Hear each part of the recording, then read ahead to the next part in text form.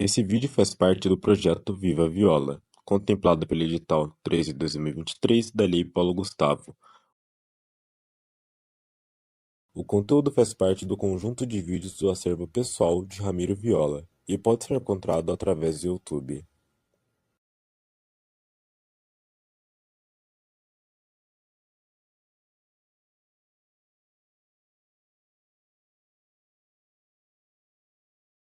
A quinta e última parte do programa musical começa com um dos convidados, um homem.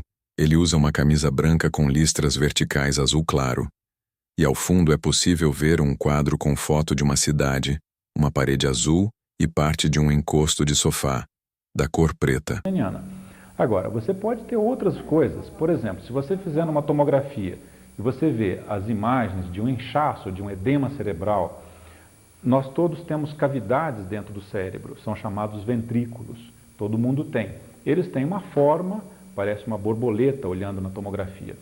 Muitas vezes a gente vê essa borboleta colabada, ela está fechadinha, como se fosse um fiozinho. Então você pode supor que haja uma hipertensão intracraniana nessa situação. Clinicamente é muito mais clássico que a gente faça o diagnóstico através do exame clínico. Então você tem outros detalhes, por exemplo, você tem um exame que chama exame de fundo de olho, onde você pode ver o nervo óptico e ele vai estar inchado, tá? Ele vai ficar borrado. Então, nós neurologistas e neurocirurgiões dizemos que você tem aí uma hipertensão intracraniana, porque através do exame do nervo óptico você pode supor que existe alguma coisa desse tipo lá no cérebro. E essa hipertensão cura depois hipotensores ou tem algum tratamento específico? Não, você sempre tem que verificar o porquê dessa hipertensão. Então, muitas são as causas. Por exemplo, você pode ter uma coisa chamada hidrocefalia. A hidrocefalia é uma das causas de aumento da pressão intracraniana.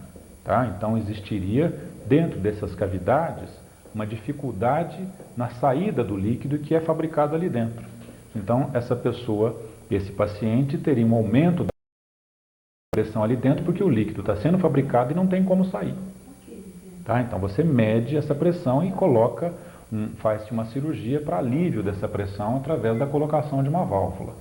Tá? É justamente isso que eu fiz uma piadinha outro dia, que eu fiz na mesa de operação. Eu fui convidado por um neurocirurgião para fazer um filme, e era exatamente isso, água, né? Hidrocefalia. Então a pessoa, agora vai o técnico falar aqui, né? Põe um dreno, o dreno tem uma válvulinha aqui atrás, que aperta, vai por dentro e vai para a bexiga e escuta. Então na hora que começou a inchar, a pessoa aperta assim, tira a água do cérebro. Aí eu fiz minha piadinha, então essa pessoa está no manual agora. Quer dizer, e fiz na hora da operação, assisti a operação toda. Achei formidável isso. O pessoal aperta, fica dentro da cabeça, aperta aqui, puxa como se fosse uma bombinha, né? Tira a água do cérebro, vai para a bexiga, manual, né? Não é mais automático. Né? Antes que tenha meu telefone, vamos lá, Val, faz as perguntas, senão a coisa não anda aqui. Né? Gostou da piada? Principalmente numa mesa de operação, acho que é válido, né? Sem dúvida. Quebra a tensão. Quebra mesmo, né?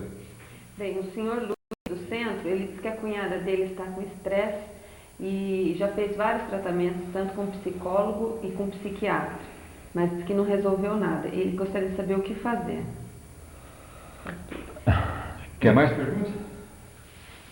O estresse é a doença da moda, né? Todos nós, em qualquer área de atividades, todos estamos sendo muito pressionados pelo tempo, pela correria, pelas dificuldades financeiras, pela pressão do trabalho, a concorrência. Então, veja, cada um de nós tem o resultado de toda essa sobrecarga, de toda essa pressão, é o estresse, o chamado estresse. Evidentemente que não basta a gente encontrar, olha, eu vou tomar tal remédio ou eu vou em tal médico. Na verdade, o tratamento para isso faz parte de uma mudança de toda uma condição de vida. Você tem que procurar estabilizar o que está acontecendo e quais são as coisas que estão te pressionando. Então, fazer um balanço e uma reestruturação de toda a sua atividade, tanto pessoal quanto profissional. Não adianta você imaginar, olha, então eu vou em tal médico e ele, porque é melhor que esse, ou vai me fazer um determinado tratamento, meu estresse vai desaparecer. Na verdade, a gente sempre diz que isso daí não basta o médico fazer, é preciso que a pessoa e todo o ambiente seja também adaptado, seja modificado para que a gente consiga obter o sucesso.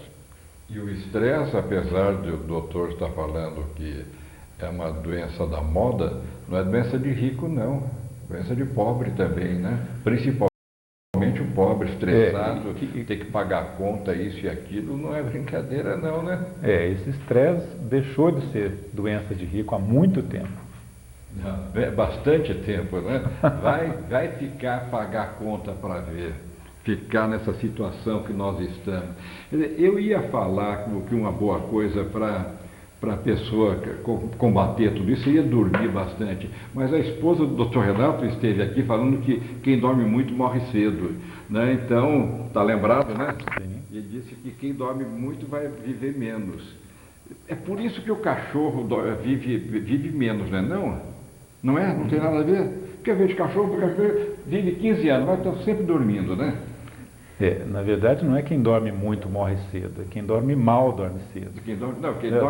Mas ela falou que quem dorme demais. A pessoa você que está sempre dormindo, que não vai viver muito, não, né? Se você tem que pensar que é a qualidade do sono que é o importante. Não é a quantidade, né? Você tem que ter um sono bom na quantidade necessária para você. Tá? Então, aquela pessoa que fica dormindo o dia inteiro é sinal de que alguma coisa está errada. Está errada, bem errada, né?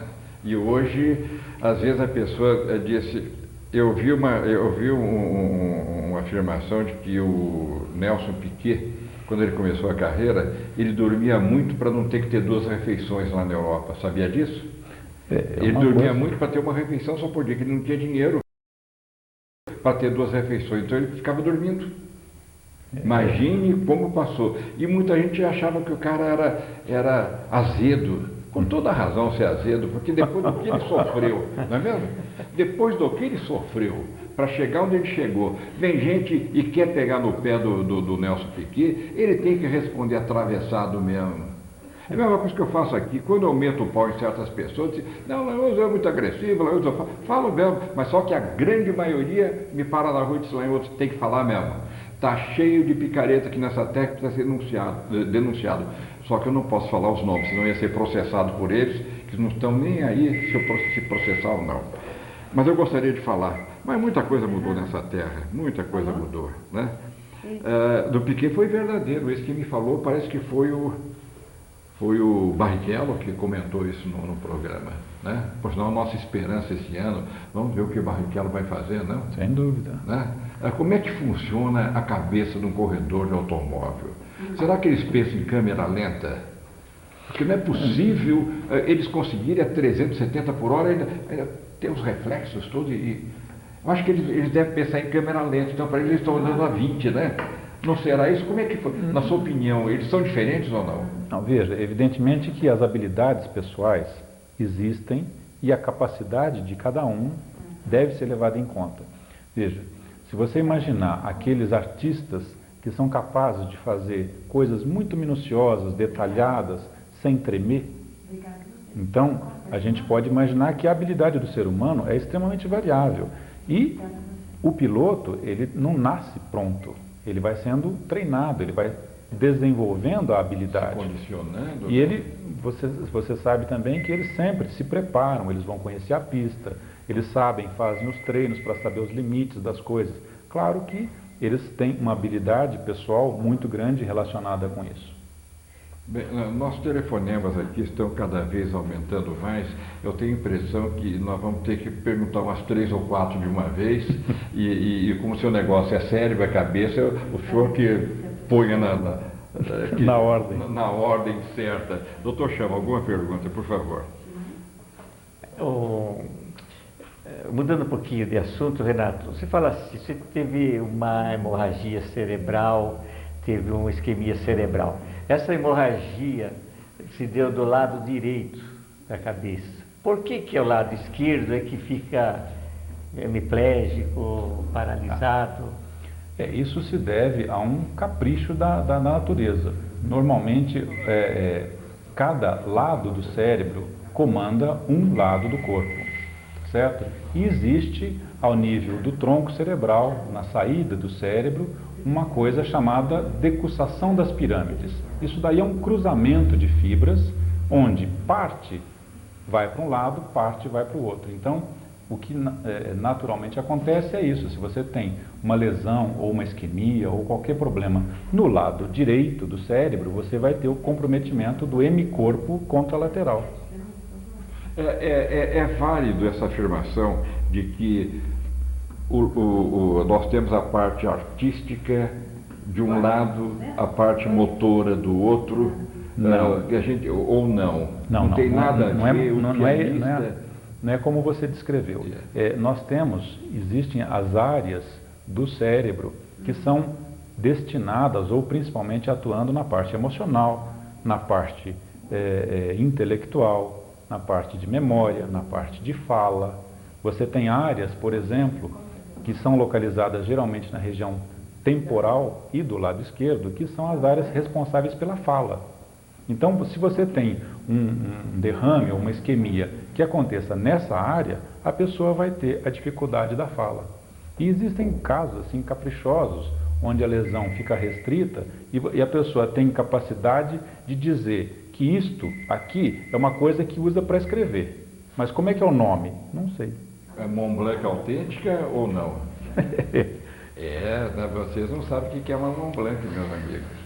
Isso aqui é um cartão de visita, assim, estamos aí, né? Gostei da caneta, igualzinha essa minha daqui, né? Que eu acabei de quebrar, dada pelo Banco Real, propaganda de graça do Real. Vamos ver se eles me dão um aumento do meu cheque ouro aqui da TV Terrana. Mas não adianta, eu não consigo fazer as perguntas aqui, o telefone não para, está vendo a importância disso, Vamos falar sobre os cuidados que devem ser dados ao epilético que tem um ataque. Não tanto o que causa epilepsia, mas os cuidados que a gente deve ter quando a gente vê um epilético caído na rua. Isso é uma coisa muito importante, porque qualquer um de nós, independente do que faça, de ser médico ou de não ser médico, pode se ver numa situação como essa. Principalmente o leigo. Exatamente. Então, veja, primeira coisa, a gente tem que ter calma. É uma situação estressante, apavorante, porque a pessoa dá a impressão que está morrendo, está roxo, está se machucando, está sangrando a boca. Então, é uma cena que geralmente impressiona demais. Mas é importante que a gente saiba que aquilo é uma sequência de eventos e que normalmente dura alguns minutos. Então, veja, a coisa que qualquer pessoa pode fazer, primeiro, proteger a cabeça, cotovelo, para que a pessoa não bata, porque a hora que tem aquelas contrações que algumas pessoas já viram, a pessoa pode se ferir, pode se machucar, então bater a cabeça num canto, numa quina. Então, a gente sempre diz assim, se possível, põe a pessoa de lado e proteja a cabeça, proteja cotovelo, joelhos, para que ela não se fira. Uma coisa muito importante é que às vezes a gente ouve que tem que proteger a língua para não enrolar a língua, senão morre. Isso que eu ia perguntar. Essa é uma coisa totalmente equivocada e nós já vimos acidentes sérios, graves, por tentativa de fazer isso. Porque, veja, na hora da crise, a pessoa tem uma contração involuntária e extremamente potente. Então, se você colocar a mão, um dedo ou qualquer outra coisa mais frágil, essa pessoa vai ferir a mão, vai machucar. Eu já tive um caso sério de uma pessoa que tentou proteger e enfiou uma caneta de plástico na boca da pessoa e ela quebrou a caneta e mordeu e machucou, engoliu os fragmentos. Então, foi muito mais complicado do que se ela não tivesse feito nada. Geralmente, a gente não tem tempo de proteger nada. Se por acaso é uma crise que a pessoa conhece, que sabe que vai ter a crise, na melhor das hipóteses, um tecido, pano, alguma coisa assim entre os dentes. Mas na maioria das vezes não dá tempo da gente fazer, porque a hora que a gente percebe a crise, a pessoa já está em crise e nessa hora ela já cerrou a boca. Então, é importante que nessa hora a gente tenha principalmente calma. Não adianta você dar álcool para cheirar, passar líquido cheiroso ou qualquer coisa assim para a pessoa voltar. A crise, ela tem uma sequência de eventos e que ela vai evoluir independente do que a gente fizer.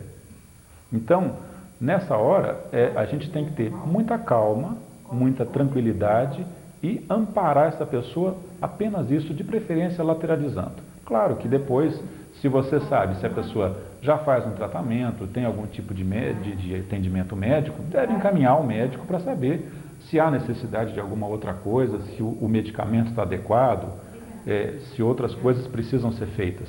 Mas no momento da crise, calma e proteger cabeça e cotovelo. Renato, você explica para o povo o que faz, se rola a língua, deixa como está ou você procura? Na verdade, isso não existe. Isso de enrolar a língua é uma coisa que não existe. O que acontece é que a pessoa, nessa hora, ela está tendo contrações involuntárias. Certo. Então, ela, por uma sequência da crise, ela para de respirar porque os músculos contraíram e houve aquela parada respiratória. Por isso que a pessoa fica roxa.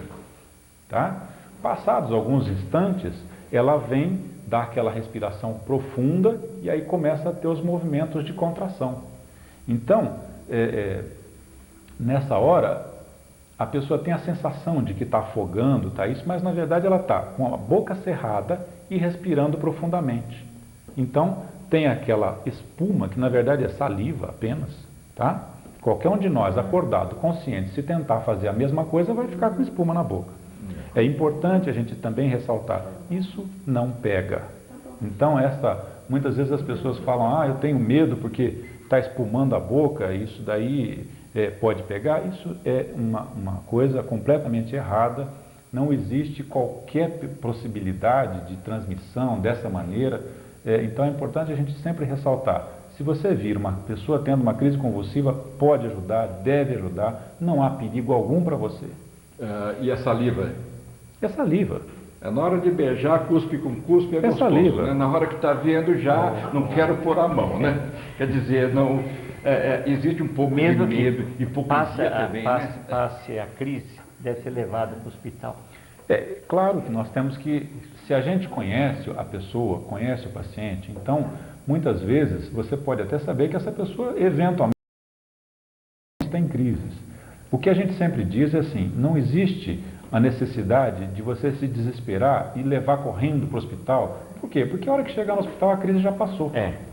Então, às vezes as famílias entram num desespero tamanho, querendo correr para o hospital, e quando chegar lá, o médico que for atender, ele pouco vai ter por fazer, porque a crise já cessou e vai ter que encaminhar para o médico que faz o acompanhamento para avaliar se o tratamento que está sendo feito de rotina está adequado ou não.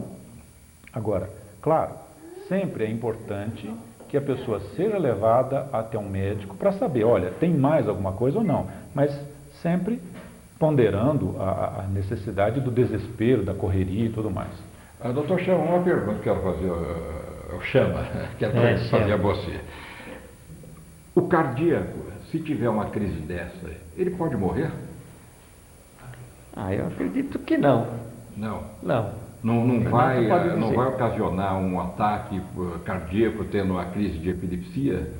Acho que tem uma coisa com outra e vem com outra, né? Não, normalmente a gente não tem uma relação de uma coisa com a outra. É claro que a gente tem que lembrar que o esforço físico, muscular, que acontece na hora de uma crise convulsiva, pode ser um descompensador do coração que está fraco. Mas é apenas assim, ele teria a mesma coisa se ele tivesse subido uma escada correndo. Então, o efeito é a mesma coisa, não a crise em si. E a pessoa, não existe uma fase na vida que a pessoa pode ter ataques espasmódicos e não ser epilético? Existe. Você tem que, nessa hora, diferenciar muito o que seja epilepsia do que seja uma crise isolada. Tá? Porque a epilepsia é essa crise convulsiva, espasmódica, que você diz, repetitiva. Tá? E ela caracteriza uma doença. Você, muitas vezes, tem em crianças, a criança tem uma convulsão durante um processo febril. E essa convulsão febril, se isolada, não caracteriza a epilepsia. A pessoa não pode ter uma fase da vida, por exemplo, durante uns 8, 10 anos, ter convulsões e depois parar pura e simplesmente? Pode, isso é possível de acontecer. E às vezes o caso não fica, a pessoa fica epilética a vida inteira? Também. Você, veja, hoje em dia, com os métodos, com os medicamentos que a gente dispõe, é cada vez maior o número de pacientes que são curados, vamos chamar assim. Você passa o tempo, geralmente são anos, tomando o medicamento e depois essa pessoa não tem mais nenhuma crise, você faz os controles médicos, eles estão normais, você faz os eletroencefalogramas e eles estão normais, então você está autorizado a indicar a retirada gradativa, muito lenta do medicamento e com frequência a gente vê pessoas que acabam ficando totalmente livres do problema. Eu tenho uma pergunta exatamente a esse respeito, gostaria que a Val lhe passasse. A Maria, da Vila Maria, ela diz que tem um primo que desde os 3 anos de idade ele sofre de epilepsia. E hoje ele tem 39 anos e hoje ele desmaia só quando ele dorme. Ela gostaria de saber se existe alguma cura. Veja, como eu tinha dito, os tratamentos, eles controlam as crises, eles fazem com que haja uma remissão dessas crises. Isso nem sempre é possível para todos os casos. Nós temos alguns casos onde a sensibilidade de cada pessoa não permite ou a gente não consegue atingir esse ponto onde você possa considerar uma cura. Existem pessoas que vão ter essas crises, apesar de bem tratados, bem controlados por toda a vida. O que ocasiona a epilepsia? Isso aí é uma questão muito discutida. Claro, existem causas específicas, tá? Então você pode desencadear crises epiléticas ou crises convulsivas por um fator de doença. Tá? Então, um tumor cerebral, um coágulo que se formou e fez uma lesão, processos inflamatórios, doenças inflamatórias, infecciosas, parasitárias, a tal da solitária, que muitas vezes se acesta no sistema nervoso central, então provoca as crises convulsivas e que caracterizam uma coisa. Agora, existe o que a gente chama de crises idiopáticas. O que é isso? O idiopático eu sempre brinco que é um nome bonito que a medicina tem para dizer não sei. Então, é uma imensa maioria dos casos, que chega a quase a 60%, onde você não identifica o porquê que apareceu esse tipo de crise convulsiva. É muito mais frequente nas crianças, você vê crianças novinhas, às vezes bebês, tendo as crises convulsivas, e você faz um eletroencefalograma, você tem uma disritmia, o foco irritativo, que é a base anatômica funcional para a crise. Agora, por que é que aquele foco foi aparecer? Não existe uma prova, uma coisa documental que você possa afirmar. Muitas vezes, acredita-se, sejam dificuldades na hora do parto. Então, a criança que demorou para chorar, que teve um parto mais difícil, que houve uma falha da circulação ou da respiração durante o processo do parto, então, isso acredita-se que seja a causa mais frequente. A carne de porco, qual é o conselho que o doutor dá para quem usa muito carne de porco? A carne de porco, ela sempre tem que ser muito bem limpa, muito bem assada ou cozida, porque veja, a gente sabe que as infestações e as coisas todas acabam acontecendo, as infestações pela cisticercose acabam acontecendo pela ingestão dos ovos, e então é um fator importante. E o porco tem esse problema, a carne do porco, né? Sempre. Tem que, o Marcos Pimenta, que é meu primo, você tem novamente, mas com muito orgulho, ele dizia sempre lá na fazenda, cozinhe muito bem antes, depois faça o que quiser. Porque fritar só não adianta, não mata, né? Não mata o jeito. Agora a gente tem que tomar muito cuidado também com as verduras, porque através delas você pode ter a infestação. Verduras também? Claro, todas as saladas e as coisas você pode ingerir os ovos cruas. Vamos fazer uma coisa, vamos tentar passar as ligações todas. Eu só posso fazer uma pergunta que eu acho que é importante. Também porque o telefone já tocou, já não ia poder passar nada mesmo. Renato, eu acho que a epilepsia não se condiciona apenas em crises convulsivas. Existem outros tipos mais brandos, mais... Claro. Você poderia explicar? Na verdade, a epilepsia é um termo assim bastante abrangente e que ela abrange uma infinidade de tipos de crises. Então, antigamente a gente chamava uma coisa chamada, por exemplo, crise de ausência, tá? Antigamente se chamava do pequeno mal, do grande mal. Hoje em dia já não existe mais esses termos, mas muitas vezes as pessoas nos perguntam sobre isso. Um tipo de crise que é chamada de ausência, onde a pessoa está conversando, de repente ela dá uma parada, fica com o olhar no vazio, para por alguns instantes e continua depois, como se nada tivesse acontecido. Então isso também é um tipo de crise e que pode e deve ser tratado. Tá? Você pode ter, como foi comentado aí, as crises que só acontecem durante o sono. Então a pessoa só tem crises durante o sono e muitas vezes essa pessoa só vai saber que teve crise. Isso daí é clássico no consultório, quando ela acorda e pela manhã ela vê que tem sangue no travesseiro. Por quê? Porque durante a crise a pessoa pode morder a língua, morder o lábio, tem o sangramento e ela às vezes nem acorda. Tem a crise, continua dormindo e acorda pela manhã e vê que está com a boca machucada e que está com sangue no travesseiro. Então, vários pacientes têm esse tipo de coisa. Com isso, você acaba tendo que checar esse tipo de coisa através de exames específicos, né, que são os eletroencefalogramas prolongados, onde você faz o traçado eletroencefalográfico de noite inteira, e aí você vai ter a certeza absoluta de que realmente isso está acontecendo.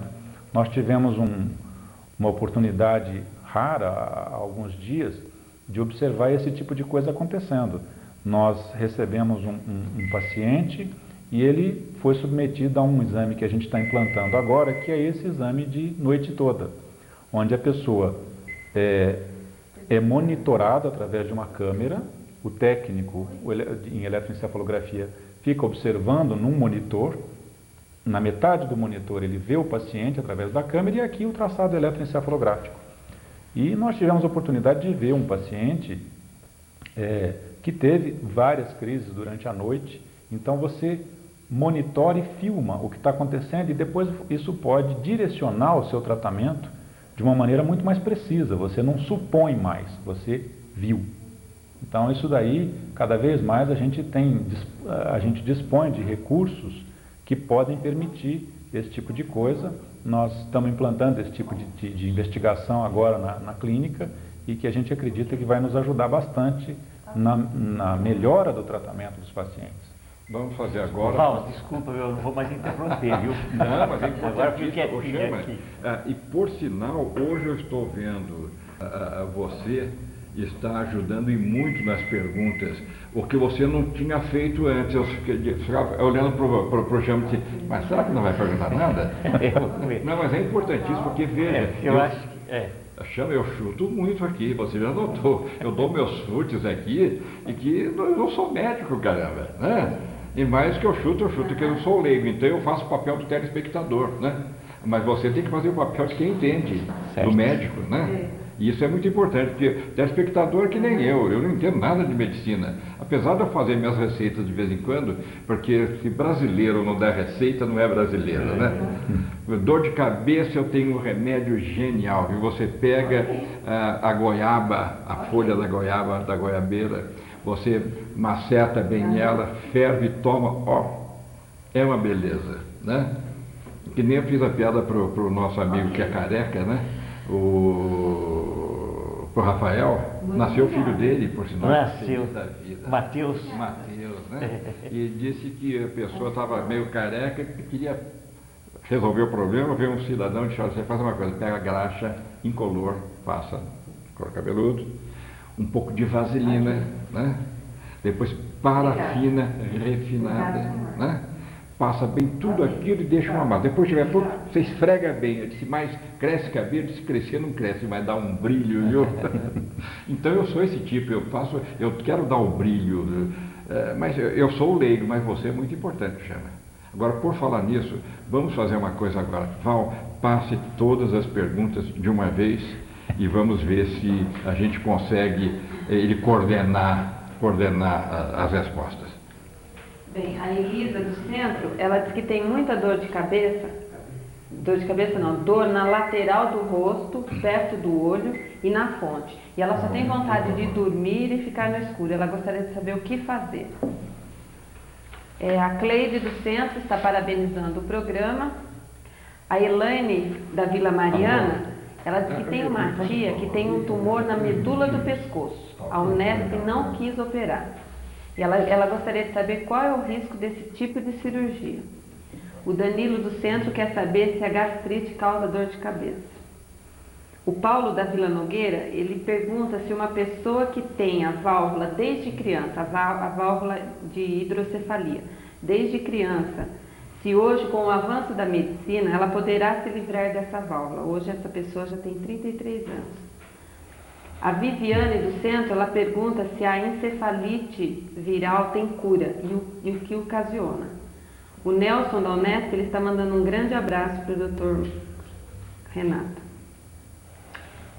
A Cristina da Vila Maria, ela faz uma colocação sobre o sono. Se é normal uma pessoa dormir muito e se não for normal, qual o tratamento? A Dona Isabel da Vila São Lúcio, ela diz que ela toma Rivotril, 2 comprimidos por dia. E ela queria saber se ela pode fazer uso desse medicamento vários anos.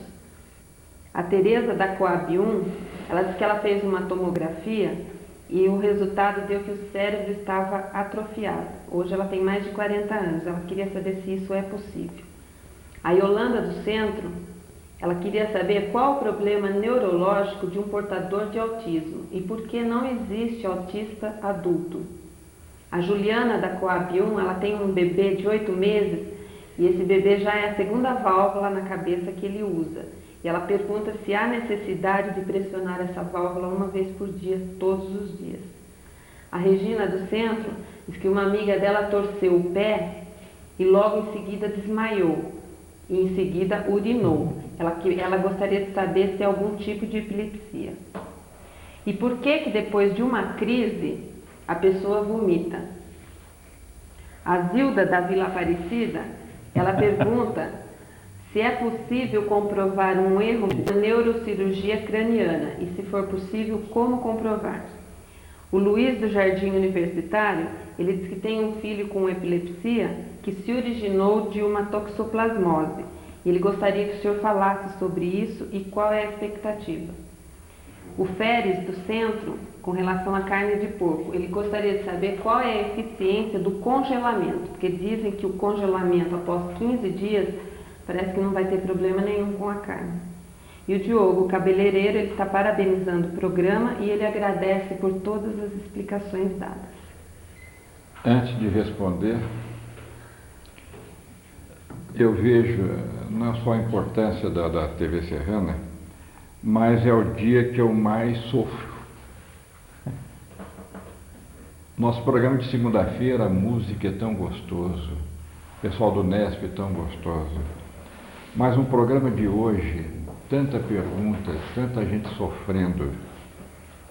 Por que não? Porque como é importante trazer esse trabalho que o Chama faz aqui, trazendo esses médicos, dando explicações, né? Mas eu saio daqui de coração pequeno, é como eu digo ao Chama, eu vou diminuindo, eu saio daqui pesado. Ainda bem que existe a medicina, ainda bem que existem os equipamentos, os aparelhos, os hospitais, esse é o nosso Nesp, os médicos, todos eles. Mas, gente, sei lá, doutor, a resposta é sua. Bom, eu vou tentar me lembrando porque as perguntas foram muitas, então vamos tentar lembrar algumas delas. Bom, veja, lembrando daquela pergunta que foi feita sobre o tumor na medula cervical. Todo tumor é sério. Todo tumor no sistema nervoso central é sério. E, evidentemente, que qualquer coisa que a gente possa dizer depende muito de você avaliar o que é que está realmente acontecendo, qual é o tipo de tumor, onde é que ele está, qual é a dimensão, o que ele está exercendo sobre o tecido nervoso e tudo mais. Evidentemente que uma postura de cirurgia ou de não cirurgia sempre tem que ser ponderada as condições do paciente. Se esse paciente tem condição de suportar uma neurocirurgia, que geralmente são cirurgias extremamente longas, são todas cirurgias, hoje em dia, baseadas em atividade microscópica, né? A cirurgia é feita sempre sob a visão de um microscópio. Com isso, a gente consegue fazer uma cirurgia de qualidade muito maior. Então, qualquer afirmação que se faça numa situação como essa depende muito da avaliação que se faz sobre o que está realmente acontecendo. Com relação à válvula, se deve ser bombeada, se deve ser apertada ou não. A rigor, a válvula que está adequadamente implantada e funcionando adequadamente, ela não deve ser bombeada. Em algumas situações, você pode ter alguma dificuldade de esvaziamento. Então, a gente recomenda que faça isso, mas são casos específicos e que o seu médico deve ter feito a avaliação e orientar especificamente nessa situação, tá? Então, não é recomendado que faça isso sem que o seu médico dê orientação para tal. Tá? A válvula, ela tem um funcionamento baseado em pressão. Então, ela abre para drenagem, e essa drenagem se faz através do catéter que vai até o abdômen. A ponta do catéter fica entre as alças do intestino e ali o líquido é absorvido. Então, ele a rigor não deve ser manipulado. Ele tem a pressão de abertura e ela deve automaticamente fazer isso. Então, só faça essa compressão se o seu médico deu essa orientação especificamente. Me ajuda a lembrar? Eu vou aproveitar e fazer uma ressalva, uma meia-culpa aqui. Eu brinquei de falar daquela operação que o médico fez, eu disse está no manual. Sabe por que eu fiz essa brincadeira aquele dia? Primeiro, porque eu brinco, né? Mas segundo, porque eu não tenho esse problema nem comigo, nem com filhos, nem com minha família. Então, eu não me ative a casos de pessoas que têm esse tipo de problema. Aquele mesmo caso de enterro, fica um grupo contando piada e o parente do morto fica chorando. Até o dia que você está, não no grupo da piada, você está no grupo do parente do morto chorando. Às vezes a gente sem querer desrespeita a dor dos outros. Me desculpe, hein? Vamos lá. Uma das perguntas que foram feitas com relação à dor na face, próximo do olho ou mais abaixo. Veja, existem muitas dores chamadas dores faciais e uma típica, um exemplo clássico é o que a gente chama de dor, a nevralgia do nervo trigêmeo. Essa é um diagnóstico que deve sempre ser considerado quando a gente tem uma dor facial dessa maneira, né? O nervo trigêmeo é o nervo responsável pela sensibilidade na face e ele, com muita frequência, pode desencadear um tipo de dor desse tipo. São dores muito intensas, são dores, a gente compara assim, é como se você estivesse no dentista e ele cutucasse o nervo. Então, a sensação que a pessoa tem é mais ou menos parecida quando é a nevralgia do nervo trigêmeo. Essa nevralgia específica tem tratamento clínico, medicamentoso, que resolve a grande maioria dos casos. Quando esse tratamento medicamentoso clínico não é suficiente, então há a indicação de um tipo específico de cirurgia, onde você vai abordar o nervo trigêmeo lá dentro do cérebro e fazer a descompressão, que normalmente existe um pequeno vasinho, uma artériazinha, fica sobre o nervo e pulsando sobre ele. Então, essa cirurgia chamada descompressão neurovascular é uma coisa que se indica. Claro que existem outros tipos de dores na face e as outras nevralgias de face, a própria enxaqueca pode se comportar dessa maneira. Existem casos onde sinusites podem existir dessa maneira. Então, veja, é uma coisa que realmente você teria que ir ao seu médico para poder fazer essa avaliação e tentar fazer um diagnóstico com mais precisão. Lembrado das outras? Não, a gastrite, como a gente tinha dito, com relação a fígado, a vesícula, essas coisas, não vai provocar dor de cabeça. O que a gente costuma ver com muita frequência é que a gastrite, muitas vezes, ela tem causas alimentares, tem causas de medicamento, mas também tem causas nervosas. Então, a tensão, a ansiedade é uma das causas de gastrite e que geralmente vem junto com dor de cabeça. Então, a mesma causa que estaria provocando a gastrite também provocaria a dor de cabeça, e não a gastrite levando à dor de cabeça. Sobre a válvula de hidrocefalia, já falou? Essa eu já comentei. Encefalite viral. A encefalite viral, a gente sempre brinca assim, toda ite é uma infecção, algum processo que tem algum agente. Você pode ter as encefalites e as meningites. Tá? A meningite é a inflamação da capa dos nervos, por isso que essas capas são chamadas meninges. Então, a inflamação dessas capas, dessas meninges, é a chamada meningite.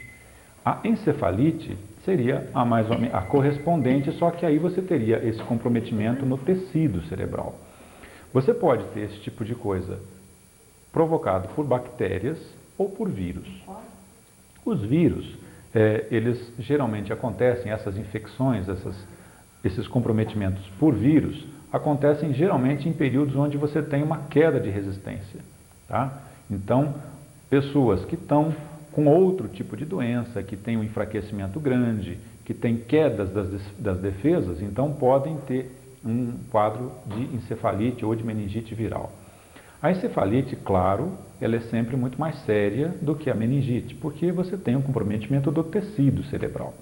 Hoje em dia, com as modernas técnicas de abordagem, de tratamento e tudo mais, você tem uma diminuição bastante grande dos casos de sequelas ou de comprometimento posterior à encefalite viral.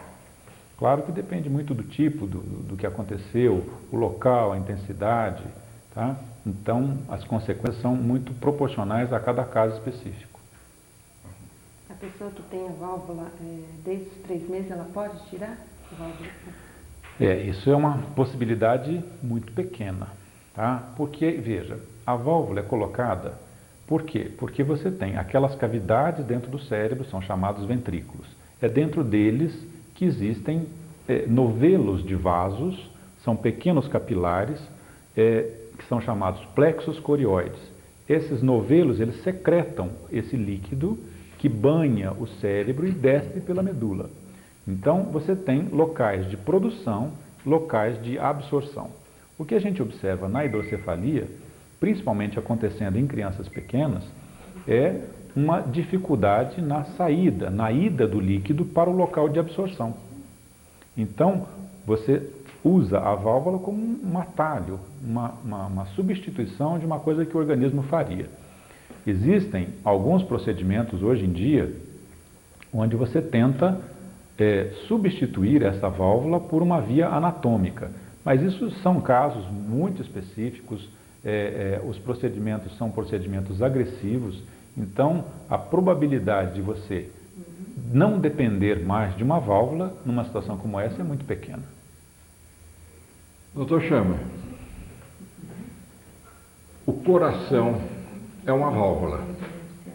Funciona, bate quantas vezes por dia? O senhor tem já essa estatística? Não, o normal seria realmente que a gente sempre teve, que nas mulheres, geralmente, normalmente seria 72 batimentos por minuto. Por minuto, né? Multiplicar. Isso por ano, pelo uma vida inteira, né? Nos homens, geralmente, a gente considera o pico normal 76 batimentos por minuto. Na mulher quanto? 72. Estamos ali, né? Mas isso aí é apenas uma base. Agora aí pode variar muito, né? Normalidade não está só aí. Então, depende também da sintomatologia. Se a pessoa tiver 60 batimentos por minuto, está se sentindo bem, tranquilo. Se tiver 80 batimentos por minuto, se sentindo bem, está tranquilo. Isso nós conversamos outro dia sobre a caminhada, a importância da caminhada, né? Uma vez eu tenho minha piadinha de novo, eu não deixo de fazer piada, né? Eu saí com uma moça, né? Ela toda empolgada, né? Não era assim, nós fomos andar, né? Ela foi pela calçada, eu digo, não, a gente não anda pela calçada. Se a gente andar depressa pela calçada, é pobre indo atrasado para o trabalho. Se a gente andar pelo meio da rua, é gente fazendo Cooper. Ela deu risada. Mas todo mundo faz Cooper na rua, né? Em vez de fazer na calçada, né? Então a gente aqui perdeu o ônibus, vai correndo pela calçada porque se atrasou para o serviço, né? Agora na rua não. O que houve? É modismo? É mídia? O que levou a todo mundo estar andando hoje, eu chamo? A conscientização, né? Através de mídia, né? Através de médicos, de imprensa escrita, imprensa falada, né? É muito divulgada, muita divulgação. E o povo hoje é o povo que mais conscientizada, né? Mais conscientizada. Então, é isso que está levando... É o que nós estamos procurando fazer. As explicações, né, né? Então, as imprensas aí falando sobre colesterol, sobre triglicéridos, sobre esses elementos, então impressiona, né? Antigamente, agora a gente fala aeróbica, anaeróbica, quem sabia disso há 20 anos atrás? Não estava nem aí, né? Precisou vir aquelas danças aeróbicas, né? Para a gente saber que tem o anaeróbico também, né? Agora, falando de dor de cabeça, nós pusemos aqui chocolate, banana, queijo amarelo, álcool, cigarro, sazon, aginomoto. Mulher também dá dor de cabeça, não dá não? Às vezes. Mas... Às vezes. Às vezes, né? E que dor de cabeça, viu? Muita gente pergunta como é que eu estou há 20 anos divorciado e não me casei de novo. Eu digo, amigo, não tive mais dor de cabeça, né? Você acha que eu vou procurar outra? Né? Escapei do cachimbo, né? A cachimbo me dava uma dor de cabeça violenta. Nicotina ou alcatrão? O que é pior, doutor Renato? Alcatrão ou nicotina para dor de cabeça? Aí eu não saberia te dizer com certeza. Realmente eu não sei te dizer se isso daí, o que deles é pior. O que se sabe é que o alcatrão é um dos fatores predisponentes para o câncer de pulmão. Câncer de pulmão, né? Eu comentei outro dia que eu vi uma moça bonita, inclusive no restaurante, né? Deu aquela olhadinha assim, vai ver, ela assiste a TV Serrana, né? E na hora que ela saiu, nós saímos juntos, ela entrou no carro e fez a pose, tirou o cigarro e fumou. Peguei o meu e fui-me embora. Mulher fumando não está com nada. Mas, Lanhoso, que o povo saiba disso que está ouvindo. Um cigarro, se contar o tabaco, se contar o papel, se contar a cortiça, ele tem mais de 4.000 substâncias tóxicas diferentes, que já foram separadas, estudadas.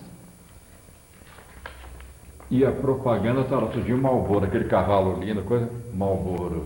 Que coisa, isso devia ser proibido de uma vez por todos, propaganda de cigarro. Agora, mulher fumando, eu acho feio, na rua então mais feio ainda, e fazer pose fumando.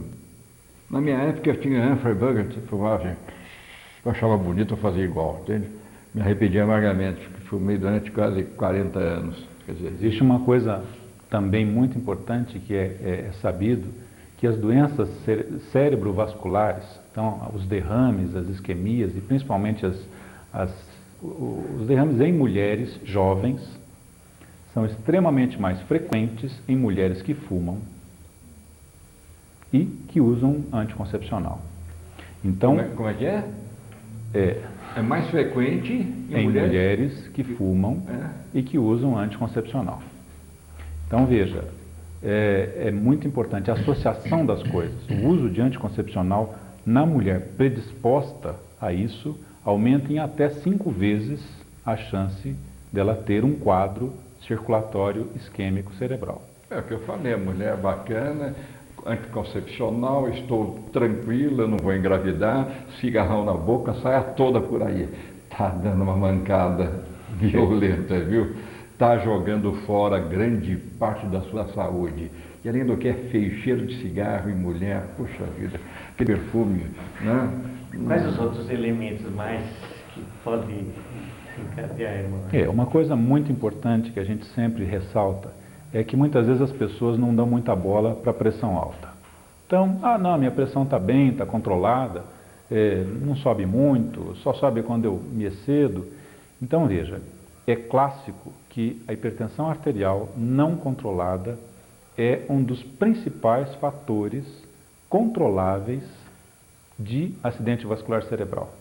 Isso, os trabalhos americanos, os americanos têm muita pesquisa, muita coisa com relação à pressão arterial elevada e eles têm estatísticas mostrando que poderia evitar, e a hipertensão arterial é a principal causa de acidente vascular cerebral evitável. Então, se você tem a sua pressão elevada, não brinque com isso. Cuide muito bem disso, tá? Porque a gente muitas vezes encontra no hospital a pessoa que teve um derrame ou teve uma hemorragia cerebral, está com coágulo no cérebro e que estava com uma pressão descontrolada e não estava dando bola para isso. Achando, eu não estou sentindo nada, se eu não estou sentindo nada, não tem problema. Muitas vezes essas alterações estão acontecendo, elas são sérias e muitas vezes você pode tolerar, o seu organismo foi se adaptando àquela pressão elevada e você pode não sentir nada. Então, se você sabe que você tem pressão elevada, não descuide, não basta tomar o remédio. É preciso saber se o remédio está funcionando e quanto ele está funcionando. E as arritmias cardíacas, a fibrilação? Essas são as causas também muito importantes, né? E a gente vê sempre a integração entre as especialidades. Então, com muita frequência, nós recebemos os doentes dos cardiologistas e que nos encaminham. Por quê? Porque é um paciente que tem uma patologia cardíaca, esse paciente tem uma arritmia, uma fibrilação, e isso é uma causa extremamente frequente de formação de pequenos coágulos que se desprendem e sobem e vão ocluir um vaso no cérebro e levando a um derrame, ou eventualmente a gente chama assim daquele ameaço de derrame. O ameaço de derrame é uma coisa assim, é uma maneira de falar, mas na verdade, em termos clínicos, médicos, é chamado o ataque isquêmico transitório. Ele dura algumas horas e depois a pessoa volta totalmente ao normal. Isso deve sempre ser valorizado porque isso é um sinal de alerta. O próximo pode não ser transitório. Chama o andar e correr, evita a pressão alta, não evita? Melhora? Não é que ele evita a pressão alta. Não, ele melhora. Se o sujeito é hipertenso, ele é hipertenso. Né? Agora, ele pode melhorar a hipertensão, né? Manter ela sempre mais baixa, porque o exercício, ele além de reforçar o trabalho cardíaco, reforçar os músculos cardíacos, o coração vai trabalhar melhor, ele ainda relaxa a pessoa, é um relaxante. A pessoa tranquiliza mais, a pessoa se acalma mais e a tendência da pressão é cair e baixar, manter mais baixa. Manter mais baixa, né? A gente lembra que o músculo cardíaco, o coração é um músculo. E como qualquer outro músculo, se ele é exercitado da maneira adequada, ele vai se fortalecer. É muito frequente a gente ver um atleta que tem uma frequência cardíaca extremamente baixa. Por quê? Porque o músculo cardíaco dele é forte, é potente e em cada contração ele impulsiona um volume grande de sangue, podendo bater mais devagar. Então, isso é uma das coisas que a gente sempre observa. Então, isso quer dizer que a pessoa que tem 90 batimentos por minuto, é o que o coração está mais fraco?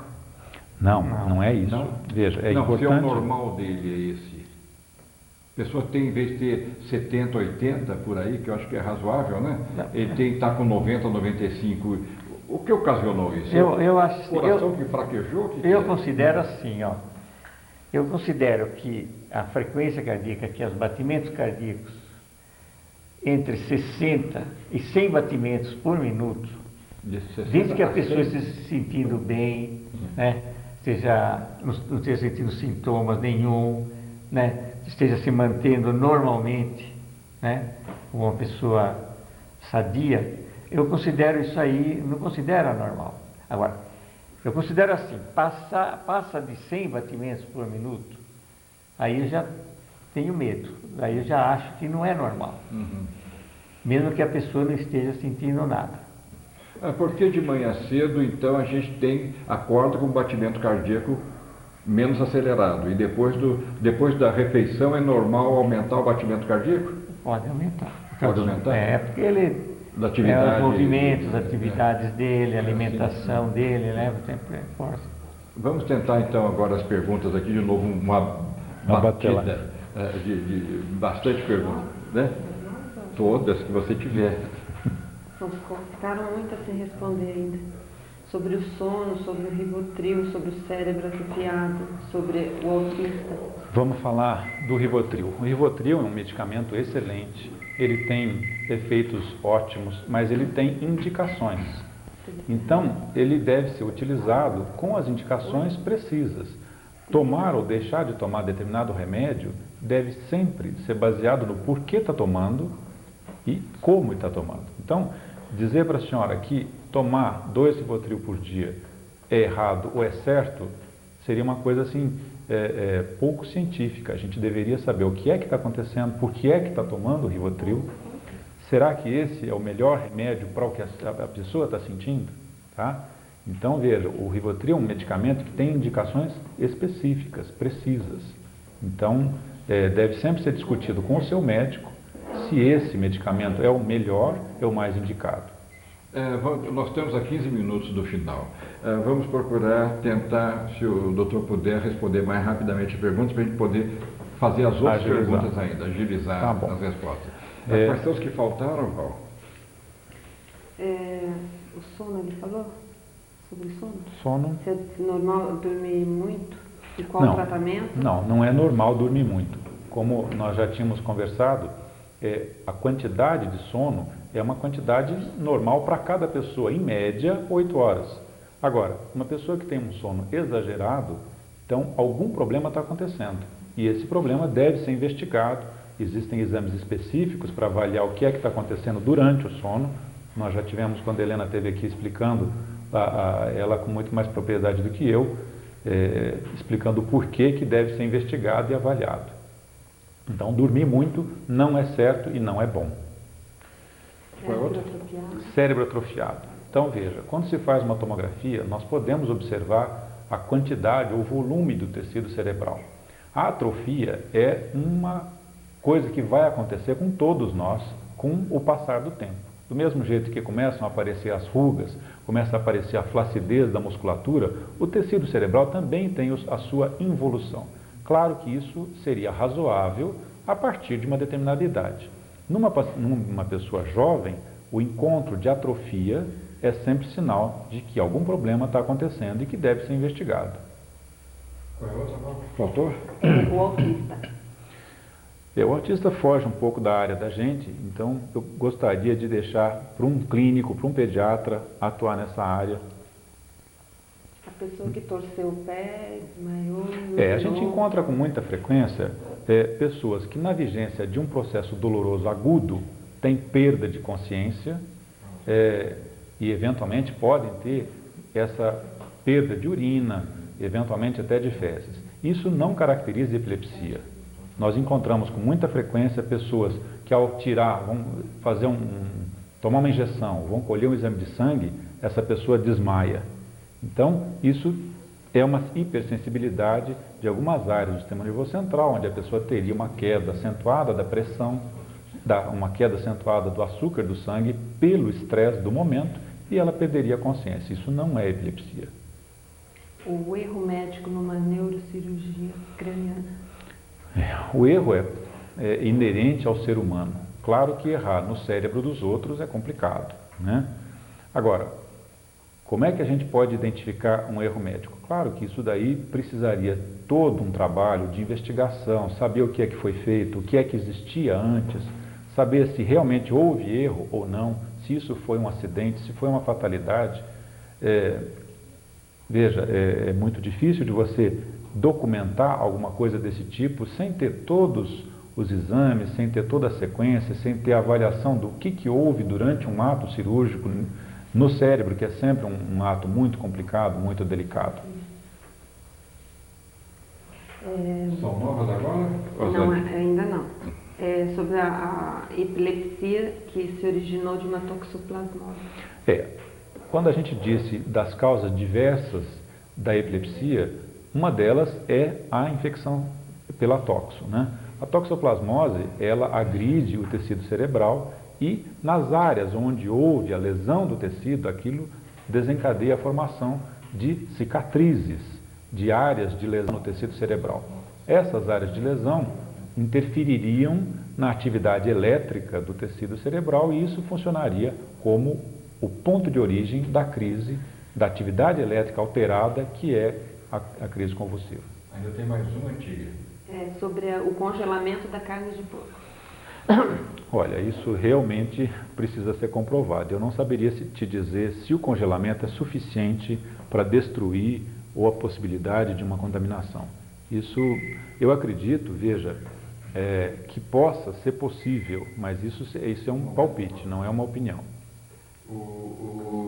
A Val vai fazer uma pergunta que, essa eu quero que o Chama responda com carinho, essa última pergunta daqui. Passa agora para ele, para o Chama. Uma pessoa que faz exercício regularmente tem os batimentos em repouso de 45 a 50 e durante o dia de 50 a 60, se é normal. Essa pergunta é do Marcelo. Marcelo vem a ser doutor Marcelo. Ah, sei. Bom, aí como diz o Renato falou aí, né? Tem pessoas que faz muitos exercícios, que o coração, o músculo cardíaco vai se tornando mais resistente, engrossa mais as fibras, né? Então, às vezes pode ser normal a pessoa ter 40, 45 batimentos por minuto. Por quê? Porque o coração numa contração, ele pode mandar muito mais sangue para frente, distribuir muito mais quantidade do que propriamente um coração que está batendo às vezes 60 batimentos, né? Então pode ser normal. Pelé, por exemplo, se mantém, parece que, se não me engano, com 45 batimentos por minuto. Isso Normal. não pode ser também uma produção bem feita? Pode ser o quê? Uma produção bem feita? Até pode. Meu filho. Até pode. Nós temos mais uma pergunta para o Dr. Chamas, passa para ele. Duas perguntas para o Chamas, depois nós vamos ao final com... A Beatriz da Vila dos Médicos, ela pergunta para o Dr. Chamas se o problema do coração é hereditário e quais são os sintomas para se diagnosticar um problema. E o João da Vila dos Médicos, ele diz que tem pressão baixa e ele queria saber qual é o risco. Coração, existe casos, por exemplo, de hereditariedade, que é genética, por exemplo, que pode relacionado mais com a parte cardíaca, que é a hipertensão. Agora, existe também as doenças chamadas congênitas do coração, né? Elas não são genéticas, durante a formação do feto. Então, há uma formação na constituição do feto. Então, pode nascer com defeitos, né? Nascer com problema cardíaco, mas não de origem hereditária.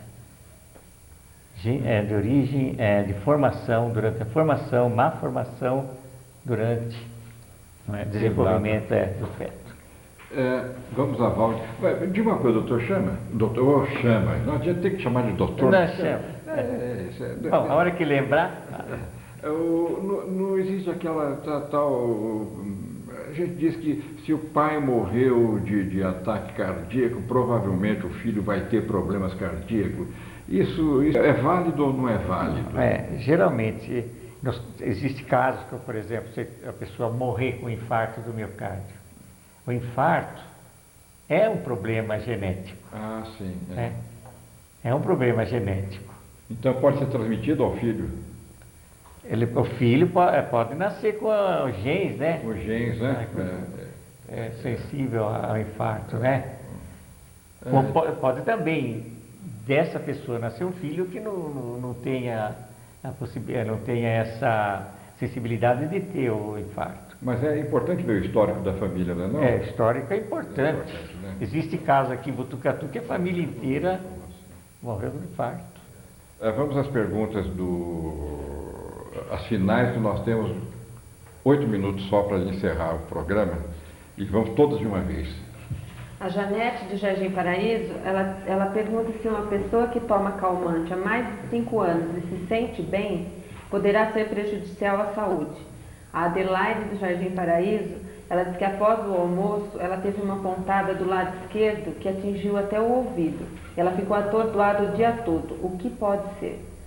A Elizabeth do Centro quer saber como diferenciar a dor do nervo ciático com dor ortopédica e se só com cirurgia que corrige. A Laura, que é uma paciente do Dr. Renato, do Jardim Bom Pastor, ela está muito contente em vê-lo pela TV e manda um grande abraço. Tem mais? Bom, então podemos, ainda bem que faltam 5 minutos para acabar o programa. Vamos de trás para frente. Então, com relação à dor ciática e à dor ortopédica. Veja, a dor ciática é a compressão que o disco está exercendo sobre o nervo ciático. Essa compressão é que provoca toda a dor. Essa dor não tem nada a ver com ortopedia, com a parte ortopédica, com a parte óssea, tá? Na grande maioria das vezes. Você pode ter uma somatória de efeitos onde você tem artroses e coisa e tal, mas na maioria das vezes a dor ciática é aquela dor que se irradia desde as costas e que vai para a perna, normalmente tem um trajeto ao longo da nádega, da coxa e vai até o pé. Normalmente é uma dor intensa, normalmente é uma dor que se acompanha de amortecimento ou de formigamento nesse trajeto e muitas vezes tem assim fatores de piora. Então, por exemplo, é clássico que a pessoa quando tosse ou quando espirra, ela tem uma agudização dessa dor. Então, pessoas que ficam com medo de tossir ou de espirrar, por quê? Porque a dor é muito intensa a hora que faz isso. Se existe a dor ciática por uma compressão do nervo ciático, por uma hérnia de disco, o tratamento, na maioria das vezes, é cirúrgico. O tratamento clínico é paliativo, mas tão logo a pessoa volta à sua atividade, volta a fazer esforço, ela volta a ter dor. Apontada no lado esquerdo. As dores empontadas são extremamente variáveis as causas, certo? Muitas vezes são coisas apenas do couro cabeludo. Então, muitas vezes você tem essa dor, é uma dor isolada, transitória, sem qualquer outra manifestação clínica e que muitas vezes ficam sem um diagnóstico adequado. Se ela é transitória, isolada, não há motivo de preocupação. Claro que a repetição das coisas é que faz com que haja a necessidade de uma investigação mais rigorosa. O calmante. A gente sempre, em relação à pergunta se pode continuar tomando, se ela está se sentindo bem, está tomando remédio há 5 anos, está se sentindo bem, se tem algum problema. Eu sempre digo, faço uma brincadeira no consultório, quando existe uma pergunta desse tipo, quer dizer assim, se remédio fosse bom, não chamava droga. Então, o remédio deve ser usado tão e somente quando necessário, na quantidade necessária, pelo mínimo tempo possível. O calmante, eu brinco que é uma muleta que a gente deve usar enquanto não consegue andar com os 2 pés. Assim que a gente for capaz de andar bem com os 2 pés, devemos deixar a nossa muletinha de lado.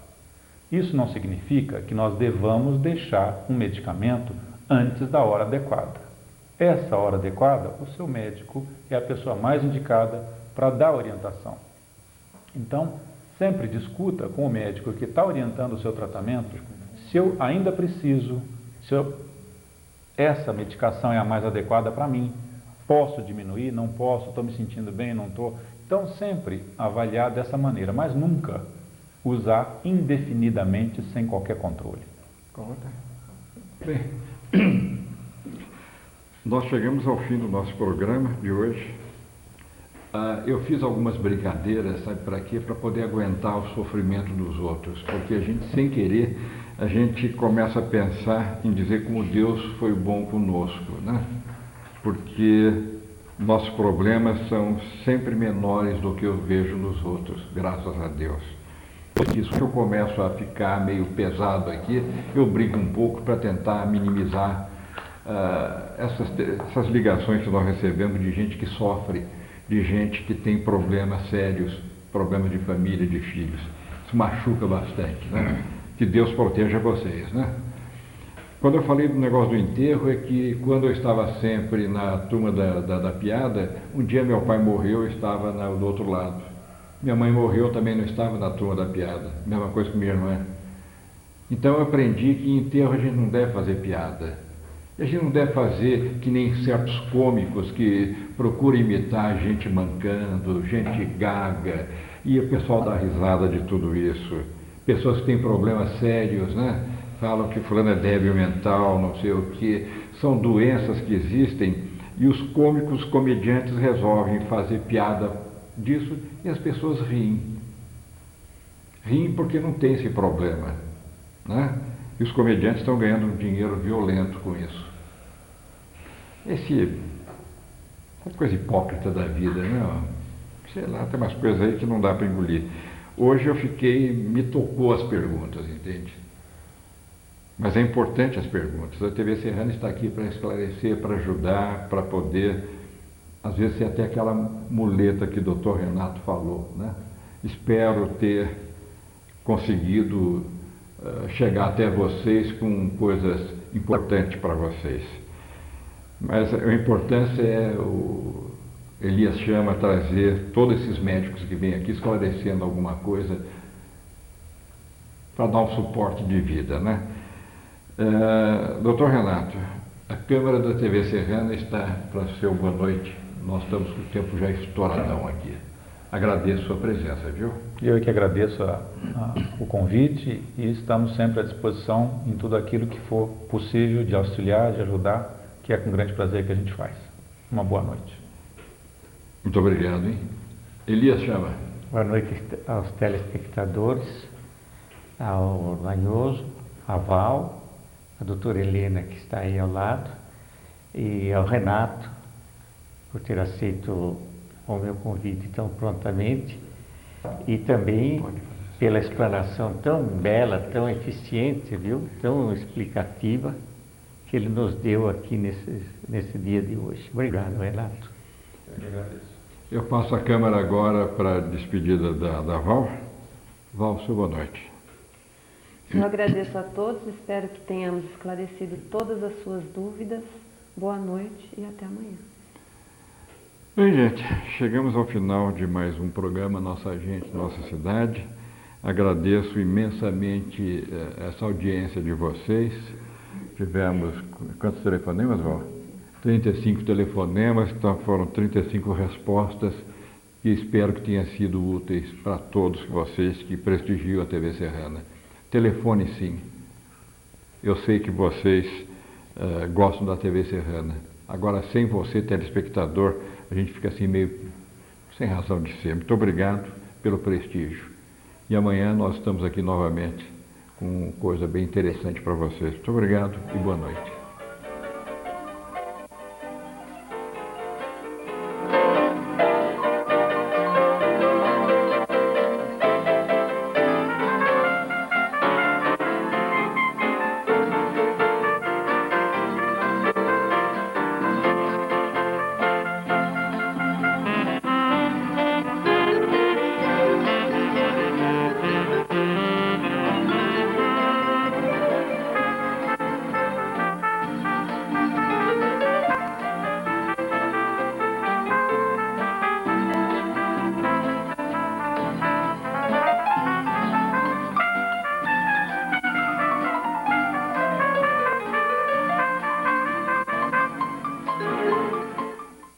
Estão demorando tanto para chegar ao mercado. Está no ar pela Rede Pública de Televisão, o Opinião Brasil.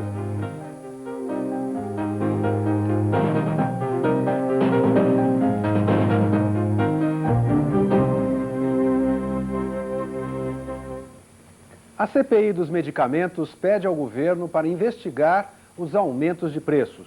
As altas superaram e muito a inflação do ano passado. Segundo o Conselho Federal de Farmácia, o aumento médio foi de 150% no ano passado, quase 20 vezes maior que a inflação do período, 8,1%.